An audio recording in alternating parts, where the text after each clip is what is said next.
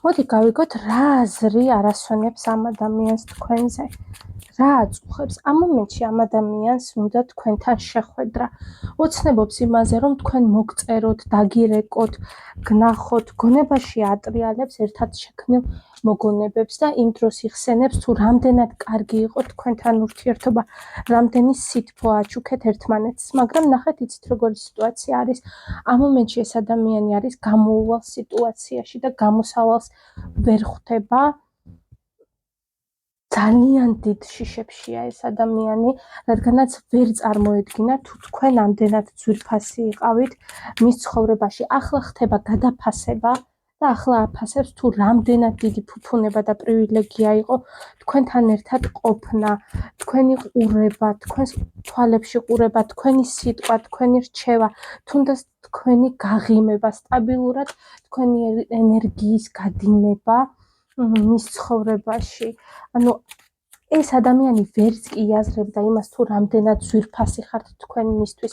ახლა მომენტში თქვენ შორის დაპაუზებული სიტუაცია რაც არის და ის კონფლიქტი რაც იყო თქვენს შორის, სწორედაც მაგან გამოიწვია ის და ჩაათრიგერა ეს ადამიანი და ზუსტად ახლა მიხვდა და გაიაზრა თუ რამდენად ძვირფასი ხარ თქვენ მისთვის.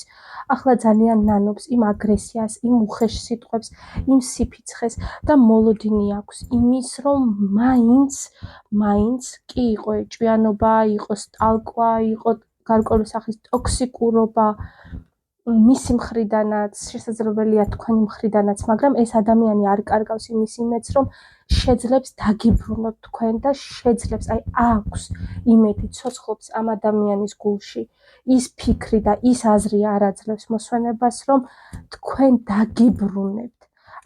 თუნდაც შესაძლებელია მართლაც გარკვეული სახის ტყუილით, შეპარვით, მაგრამ მაინც დაგიბრუნებთ და ხელხლა გააჩაღებს ახალ ენერგიას, ახალ ნებას, ახალი სტარტაპი, ახალი საწყისი შემოვა თქვენს ურთიერთობაში და იმდენად ჩაციკლულია ამაზე, იმდენად ჩაციკლულია ეს ადამიანი, რომ შესაძლებელია არაჯანსაღი კუთხითაც, მაგრამ უზომოდ ეძვირფასებით და თქვენზე ფიქრებში არის 24/7-ზე ეს ადამიანი.